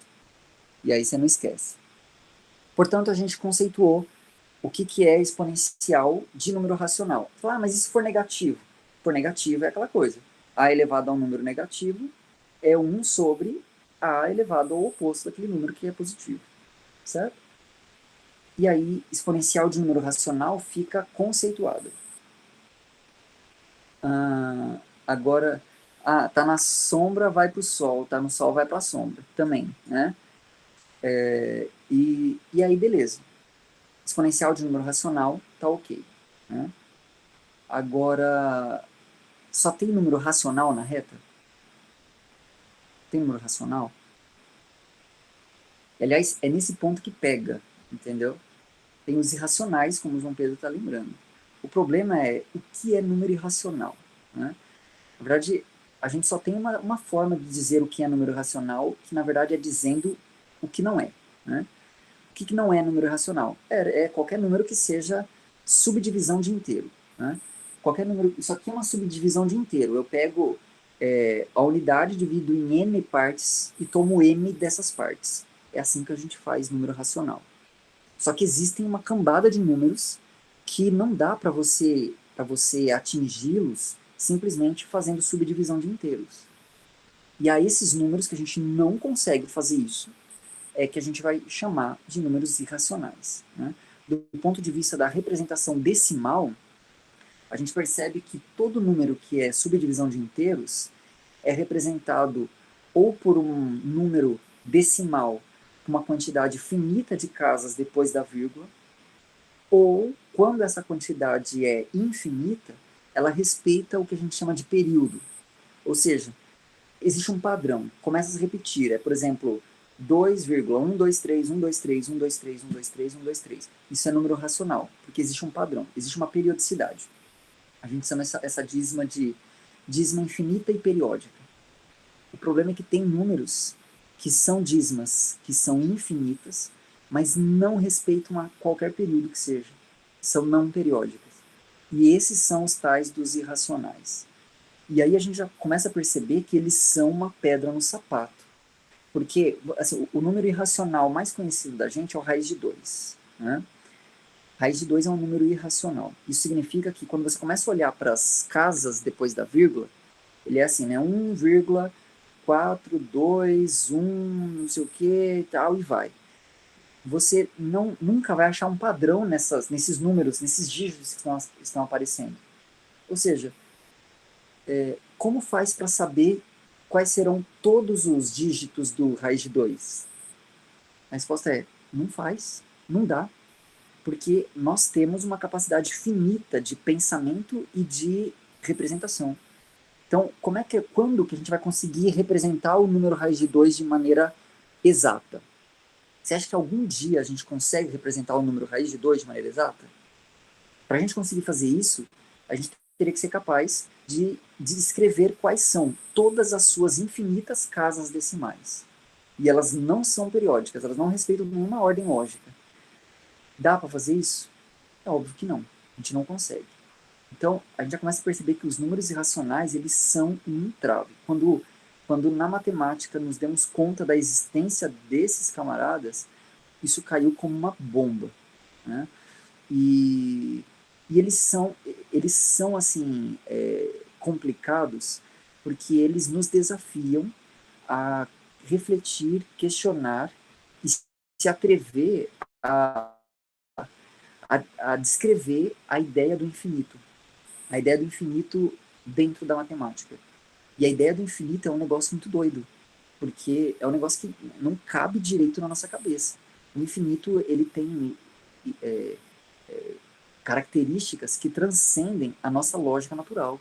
O infinito, ele é capaz de nos pregar peças assim, do tipo, é,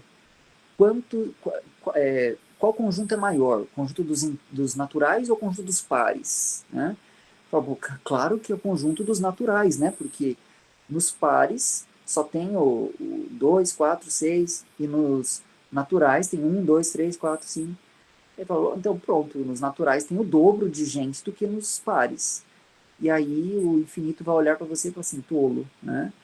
Tem a mesma quantidade de elementos no conjunto dos números pares e no conjunto dos números naturais. Né?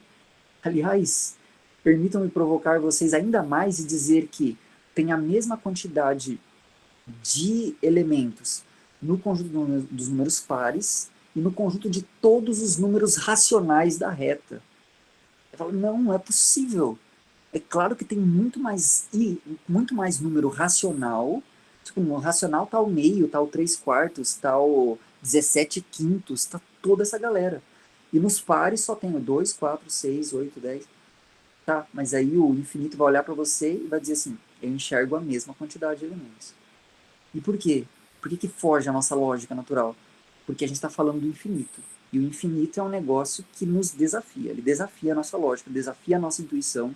E é por isso que falar de número irracional é desafiador. Porque a gente está flertando com a ideia de infinito. Tudo bem? Então, se você é daqueles que tem problema com o número irracional, fique tranquilo. É natural que tenhamos problema com eles, porque eles nos desafiam a encarar a ideia de infinito. Tá bom? Tô falando algum absurdo para vocês ou tá fazendo sentido, gente?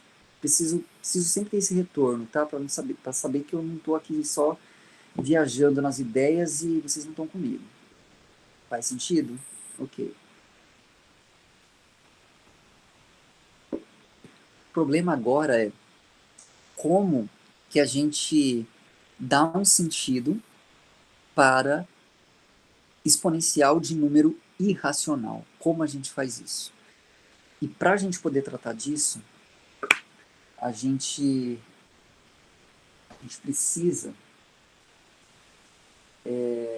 já começar a colocar um pezinho dentro de uma das ideias fundamentais do cálculo 1, que é a noção do que a gente chama de continuidade. Tá? Eu não vou me atrever aqui a formalizar a ideia de continuidade, mas eu vou apelar para a intuição de continuidade que todos vocês têm, todos nós temos desde criança. A gente tem uma noção de contínuo na nossa mente. E é essa noção que eu quero apelar aqui para vocês. Bom,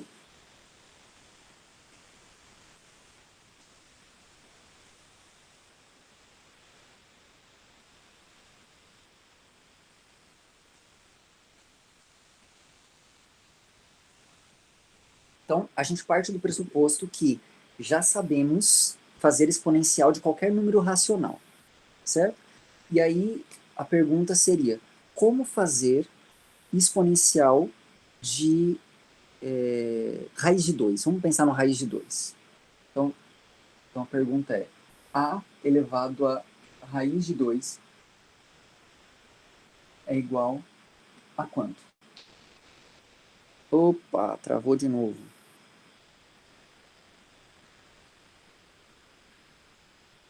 Estávamos indo tão bem com você, Google Meet. Por que você está fazendo isso com a gente hoje? Voltou aí para vocês? Ou tá normal? Ok, aqui voltou também. Beleza. Então, é isso que eu quero dar um sentido, tá? A elevado à raiz de 2. Entenda que aqui existe um número cuja representação decimal tem infinitas casas depois da vírgula, e essas infinitas casas, esses infinitos dígitos, não respeitam a nenhum padrão, nenhuma ordem lógica, não tem um período, nada disso, tá? Mas a gente consegue chegar tão perto de uma representação de raiz de 2 quanto nós quisermos. Então, por exemplo, a gente costuma lidar com raiz de 2 assim. Assuma que raiz de 2 é, a gente até põe um símbolozinho assim para se garantir, né? É aproximadamente 1,41. Certo? Raiz de 2 é aproximadamente isso, não é? 1,41. Né? Agora, claro, raiz de 2 é igual a 1,41? Não, ele não é exatamente igual a 1,41, porque senão ele seria racional. E ele não é. Nós sabemos que raiz de 2 não é racional. Mas isso é uma aproximação. É uma aproximação de um número irracional por um número racional. Agora, essa aproximação pode ser melhor? Pode ser melhor essa aproximação? Pode. Né? Eu posso melhorar essa aproximação dizendo que raiz de 2 é aproximadamente 1,414. Vocês concordam comigo? Que essa aproximação aqui é uma aproximação de raiz de 2 melhor do que 1,41? Concordam? Concordam comigo? Beleza. Mas eu ainda posso melhorar ainda mais essa aproximação e dizer que raiz de 2 é aproximadamente 1,4142. Essa aqui ainda é melhor do que a anterior. Mas ainda continua sendo uma aproximação. Porque se isso fosse uma igualdade exata, ainda assim o raiz de 2 seria racional. E ele não é. Mas eu posso melhorar. E essa melhora na aproximação, ela não para aqui. Eu vou parar aqui porque eu não lembro mais qual seria a próxima aqui. Né? Mas ela não para aí. Eu posso continuar melhorando, continuar chegando cada vez mais perto de raiz de 2. Aqui, por exemplo, o erro nessa aproximação, ele é menor do que 10 elevado a menos 4. Aliás, menor do que 10 elevado a menos 5, esse erro. 10 elevado a menos 5 é 0,00001, que é muito pequenininho. Concorda? Mas ainda tem um erro. E o erro sempre vai existir. Mas eu posso tornar esse erro tão pequeno quanto eu quiser. Tá, e o que tudo isso tem a ver com o exponencial do raiz de 2? Eu não sei fazer exponencial de raiz de 2, mas eu sei fazer exponencial de 1,41? Eu sei fazer exponencial de 1,41? Sei ou não sei? Sei. Sei fazer exponencial de 1,414? Sim ou não? Sim. Porque é racional. De racional a gente já está tranquilo. Sei fazer exponencial de 1,4142? Também, né?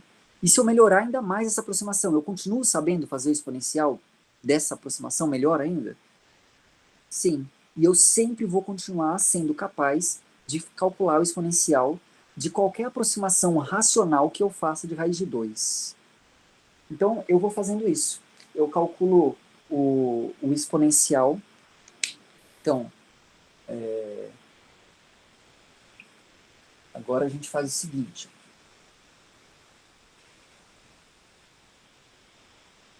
Agora a gente faz o seguinte. Eu quero uma aproximação para a elevado à raiz de 2. Eu calculo a elevado a 1,41. E aí 1,41 será uma aproximação de a elevado à raiz de 2. Se eu quero melhorar essa aproximação, o que eu faço? Calculo agora a elevado a 1,414. Depois eu calculo a elevado a 1,4142. E continuo fazendo isso, né? E é aí que vem o ponto-chave aqui. Eu sei que esses números estão ficando cada vez mais perto de raiz de 2. Agora, como eu sei que o exponencial desses números também vai estar chegando perto do exponencial de raiz de 2? Eu sei porque, lembra que eu falei para vocês que a propriedade fundamental do exponencial era levar soma em produto? Essa, na verdade, é a primeira propriedade fundamental da função exponencial, ela leva a soma em produto. A segunda propriedade fundamental do exponencial é que ela é uma função contínua. Tá, mas o que é uma função contínua?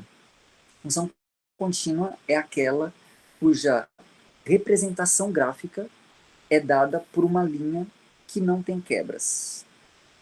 Vamos simplesmente ficar com essa noção intuitiva e bem visual de continuidade, tá?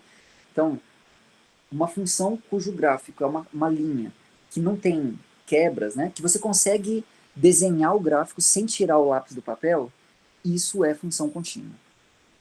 Tudo bem? Vamos ficar com essa ideia, tá? Mais simples e didática possível. Pronto. Se eu quero que a função exponencial tenha a propriedade fundamental de levar soma em produto e de ser contínua, essa propriedade de ser contínua garante que, à medida que eu pegar racionais cada vez mais próximos de raiz de 2, os valores que essa exponencial desses racionais assume estará cada vez mais perto do exponencial de raiz de 2. E aí eu vou definir o exponencial de raiz de 2, a elevado a raiz de 2, como sendo esse valor limite, né? Quando eu continuar esse processo infinitamente, eu vou lá no infinito fazer com que fique igual a raiz de 2. E aí, lá no infinito, essas aproximações chegarão no valor a elevado a raiz de 2. Aí você vai perguntar, tá bom, né? Mas como é que você vai chegar lá no infinito, né? A gente não consegue chegar lá no infinito fazendo os passos assim. Não consegue. Mas a gente conseguiu desenvolver na matemática uma linguagem chamada convergência e uma noção chamada limite que nos permite garantir que existe esse valor lá no final, lá no infinito, sem ter que chegar até lá. Certo? Vamos fazer isso agora? Não. Né? A ideia de limite vai ser uma das ideias fundamentais que a gente vai trabalhar na disciplina de cálculo 1. Mas a gente já pode saber que existe essa ideia e é através da ideia de limite que a gente transpõe a dificuldade de ter que repetir um passo infinitas vezes. E a gente não precisa repetir infinitas vezes para saber como será lá no infinito. E assim a gente conceitua, apelando para a propriedade de continuidade da função exponencial, a gente conceitua o exponencial de números irracionais. Agora sim eu cheguei na parte que eu sei que vai ter gente de vocês aqui que deu um nó aí. Então eu quero que vocês se manifestem. Se alguma coisa ficou obscura, eu posso tentar trazer isso de alguma outra forma. Me digam, tá absurdo isso que eu falei para vocês? Ou conseguiram captar algo de sentido nisso?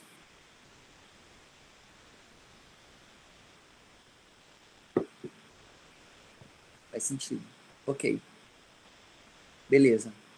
E com isso a gente entendeu. Então eu posso dizer, eu posso escrever a elevado a x, né? E matematicamente falando, isso aqui ganha um sentido lógico para qualquer valor real que x possa assumir. X pode ser qualquer coisa, qualquer valor real que a elevado a x tem um sentido. Mas lembrem-se, a ou será maior que 0 e menor que 1, ou será maior do que 1. Se ele estiver entre 0 e 1, a função exponencial obtida será do tipo decrescente, se ele for maior do que 1, ela será do tipo crescente. Então vamos rapidinho aqui para a representação gráfica, e aí a gente conclui trazendo aqui a função logarítmica.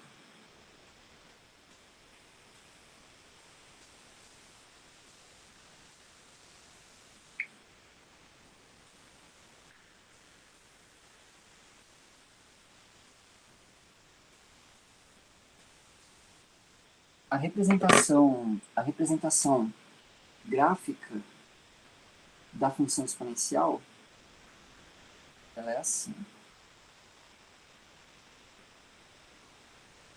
Que eu vou representar x, eu vou representar a elevado a x, e eu vou assumir aqui na minha representação que o a é maior do que 1. Né? Por exemplo, 2 ou 10. Né? E aí o aspecto vai ser assim. Ó.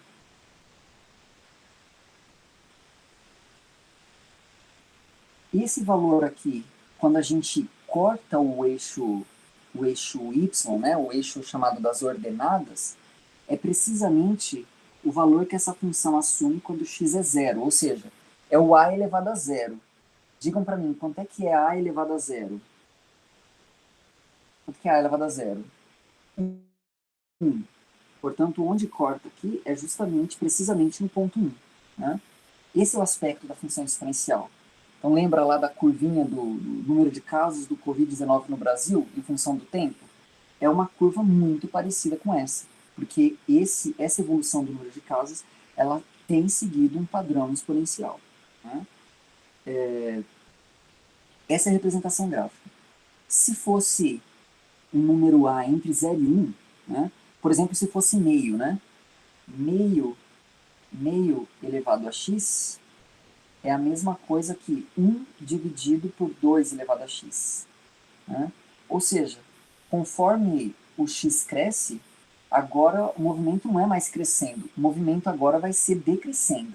Ou seja, seria uma curvinha parecida com essa, só que decrescente. Né? Esse é o aspecto da função exponencial.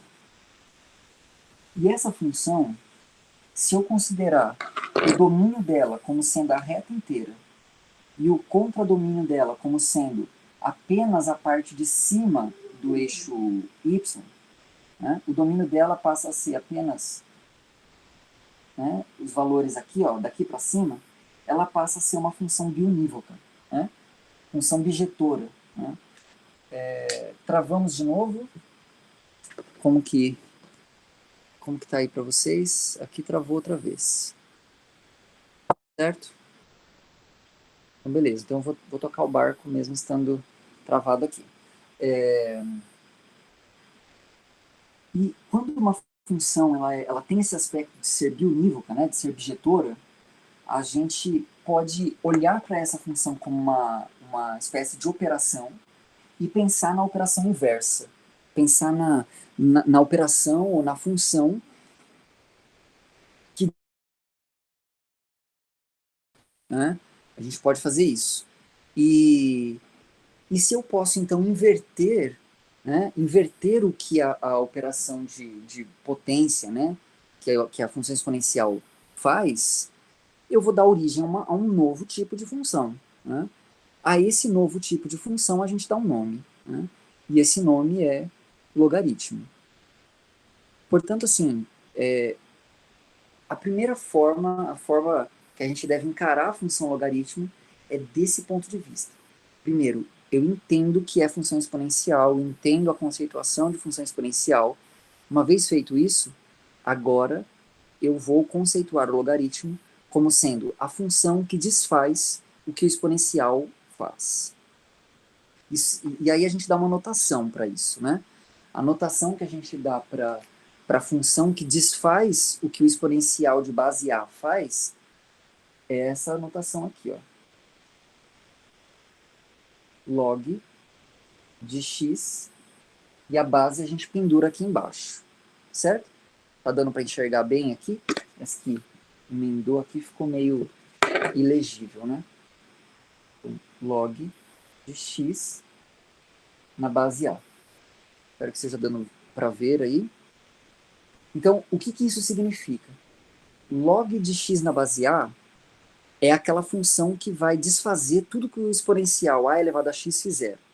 Portanto, se eu aplico log de x, desculpa, log na base A, se eu aplico em a elevado a x, qual deverá ser o resultado por definição?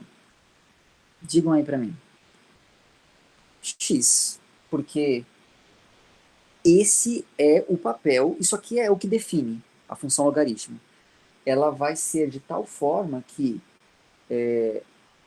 quando aqui for a exponencial, ela vai desfazer. Então a exponencial pegou o x e levou no a elevado a x. O log na base A vai pegar o a elevado a x e vai devolver no x. E se fosse a elevado ao log na base A de x? O que é a elevado a log na base A de x? De novo, x. Porque da mesma forma como o logaritmo desfaz o que o exponencial fez, o exponencial também desfaz o que o logaritmo fizer. É a relação inversa de um com o outro. Tudo bem? Aqui, por exemplo, a gente já vê que aquela propriedade, né, que a gente vê, se é exponencial aqui, o log da base A, a gente até faz assim, né, corta, corta, né? Isso aí, na verdade, é por definição. Não é nenhuma regra que a gente decora, né? É a própria definição, conceituação do que significa logaritmo. Certo? Bom, exponencial tem uma propriedade fundamental. Aliás, duas. A primeira, né, de ser contínua, que será preservada pelo logaritmo também. E a segunda é, exponencial leva soma em produto. Ora bolas, se exponencial leva soma em produto, e se o logaritmo é o inverso do exponencial, qual será a propriedade fundamental do logaritmo? E agora eu preciso que vocês me digam.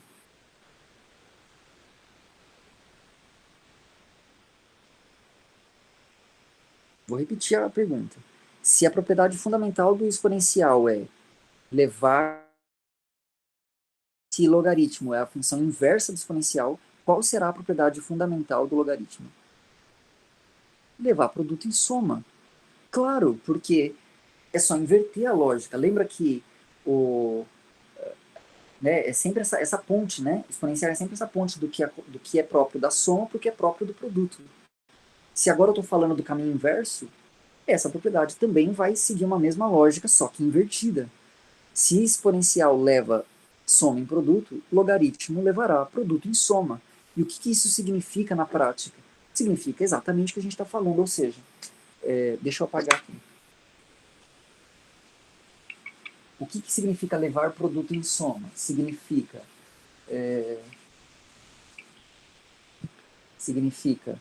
que log na base A de log, só um segundo aqui que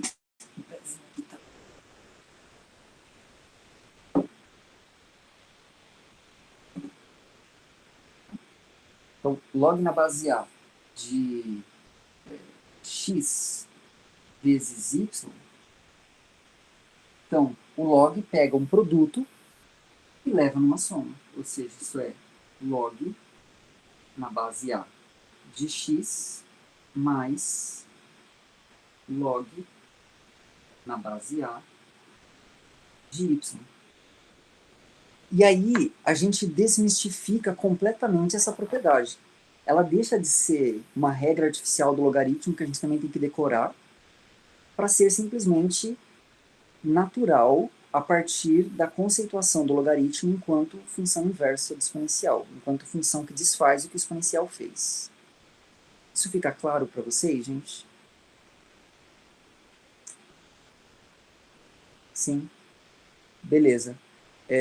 E o exponencial, o logaritmo, ele é simplesmente isso. Ah, claro, se ele leva produto em soma, ele vai levar divisão no quê? Ele vai levar o quociente no quê? Na subtração, óbvio. Né? Da mesma forma como o exponencial levava a subtração na divisão. Né? É a mesma coisa, só que invertida. E aí, várias das propriedades do... A regra do tombo, né? O que é a regra do tombo do logaritmo?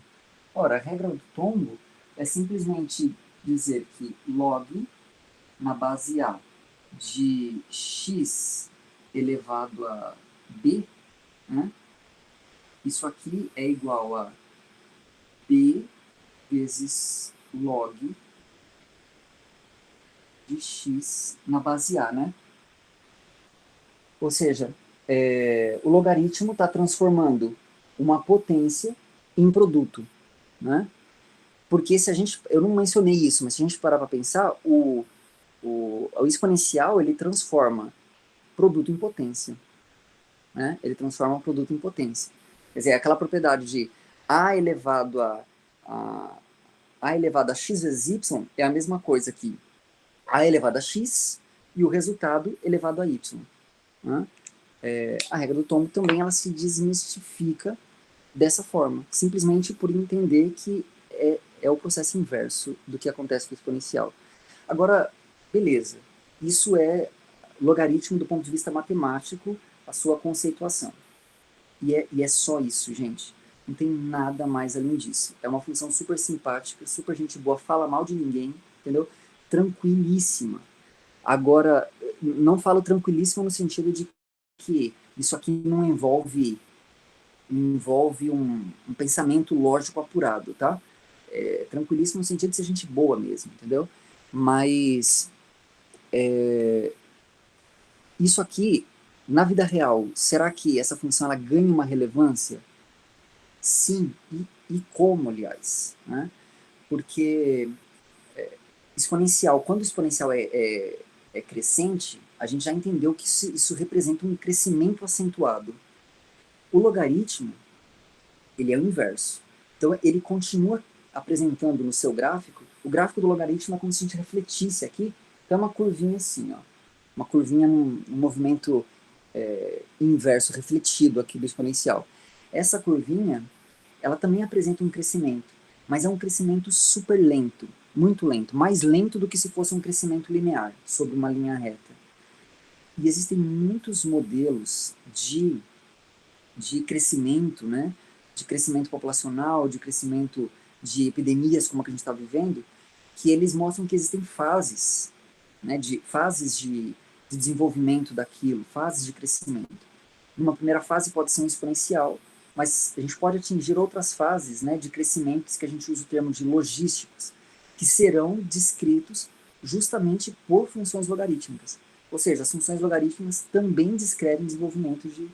Por exemplo, o nosso objetivo quando a gente impõe isolamento, distanciamento social, evitar aglomerações, é justamente para forçar que essa curva de crescimento, que por enquanto está exponencial, ela chegue num ponto em que ela vai ter uma mudança de comportamento e vai passar a ser uma curva logística, vai passar a ser uma curva logarítmica, vai crescer mais devagar. Ainda vai continuar crescendo, isso não dá para evitar, mas a gente pode fazer com que o crescimento seja bem lento, o mais lento possível. E aí o logaritmo vai entrar para descrever esse tipo de crescimento. Uma outra função muito legal do logaritmo, e aí eu já estou terminando, eu vou aqui compartilhar de novo minha tela com vocês, para a gente poder, para eu poder mostrar isso para vocês. Vou pedir aqui de novo que vocês me deem o ok, tá? Se vocês estão conseguindo ver. Vocês estão conseguindo ver essa imagem aqui na minha tela? Está escrito base 10 lá em cima, tela de logaritmos decimais. Tá dando para ver? Tudo certo? Alguém puder me dar o ok por áudio, porque eu não estou vendo agora o nosso chat, tá? Estão conseguindo ver, gente?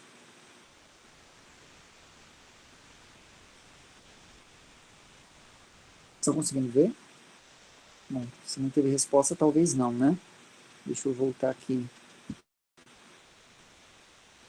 Ah, sim, estão Não, vendo. tá dando pra ver, tá dando pra ver. Tá dando pra ver, beleza. Então vamos voltar aqui. Aqui é uma tabela de logaritmos. Isso aqui, ali pelo século XV, XVI, era através desse tipo de tabela que as pessoas faziam conta. Se vocês perceberem, essa tabela ela mostra assim, um número na primeira coluna e na segunda coluna o logaritmo desse número na base 10. Tá? Tem todo um contexto histórico do porquê da base 10. Eu não vou poder abordar isso hoje, quero fazer isso em algum momento ainda com vocês, mas aqui é na base 10, tá? E aí tá lá, se é 1, o log é 0. Se é 2, o log é 0,3. 3 é 0,47, 48, né? E assim por diante. Olha só, quando o número é 10, o log é 1. Quando o número é 100, olha que coisa incrível. De 10 para 100, vocês percebem que a gente cresceu nessa variável bastante, de 10 para 100? Né? Aumentou bastante, não aumentou? Agora, de 10 para 100, o log foi de 1 para quanto? Para 2. Né? Então, enquanto que o número cresce muito, o logaritmo cresce quase nada. Vocês perceberam? Ele cresce. Se você olhar, você vai ver que esses números aqui, ó, de 1 para o que está para baixo dele, sempre vai crescer. Mas cresce muito devagarzinho, muito lentamente. E de modo que aqui já está no 100 e o logaritmo ainda está no 2. Quando tiver no 1000, olha, de 100 para 1000, quanto não cresceu? O logaritmo vai estar no 3. E por que isso? Porque o logaritmo transforma produto em soma.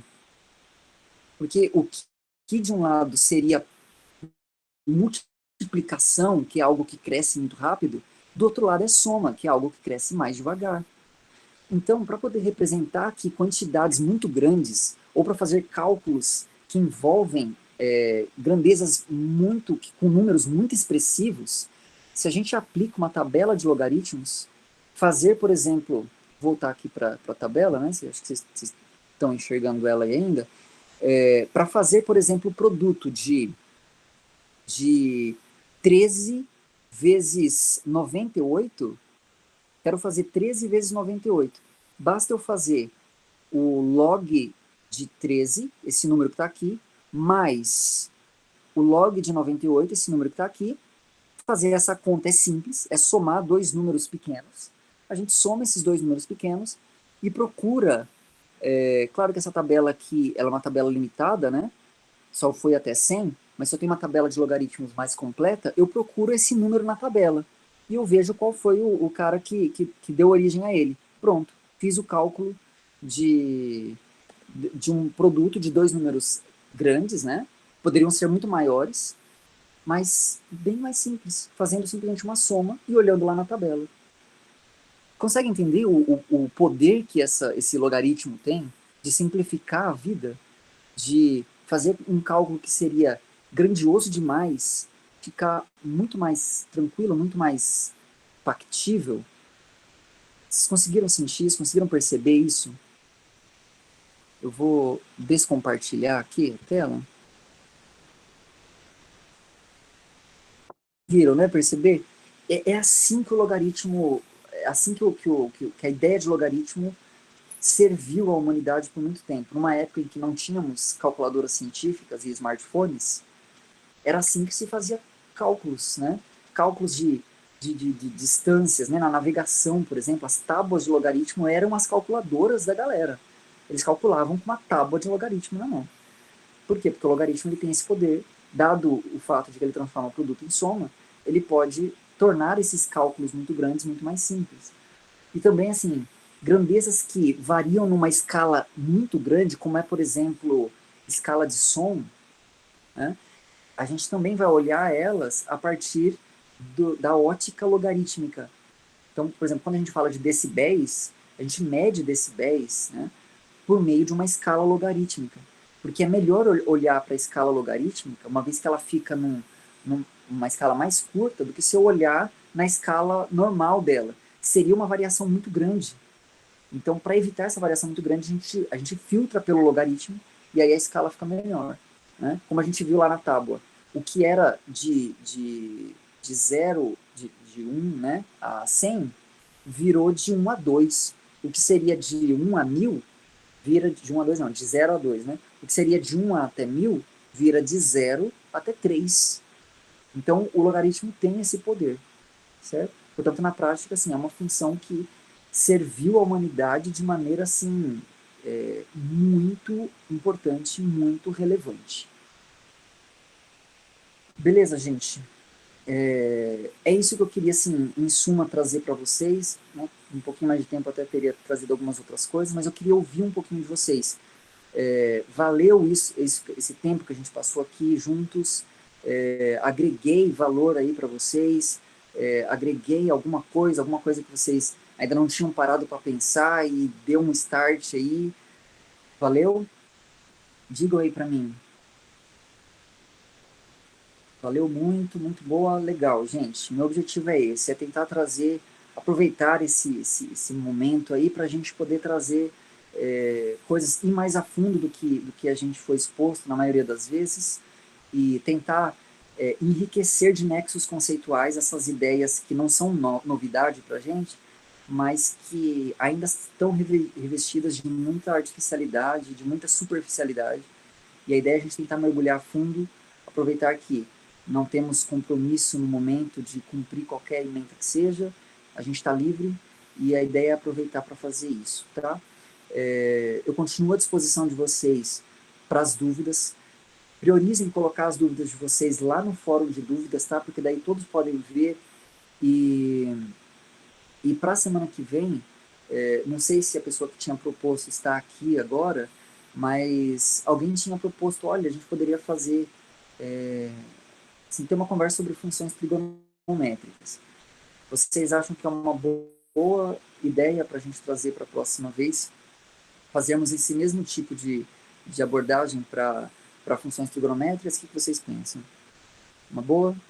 Beleza, a gente faz isso então.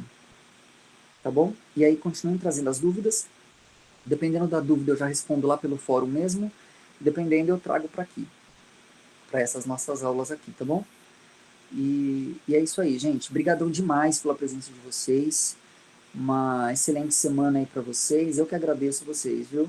Muito bom ter vocês aqui comigo. E espero vocês lá amanhã, tá? Amanhã é às 5, não vai ser às 9, como eu tenho feito antes, tá? A live lá vai ser às 5 da tarde amanhã. Espero que vocês deem uma passadinha lá pra gente trabalhar um pouquinho mais essas ideias, beleza? Então, brigadão, até mais. Vou interromper aqui a nossa gravação.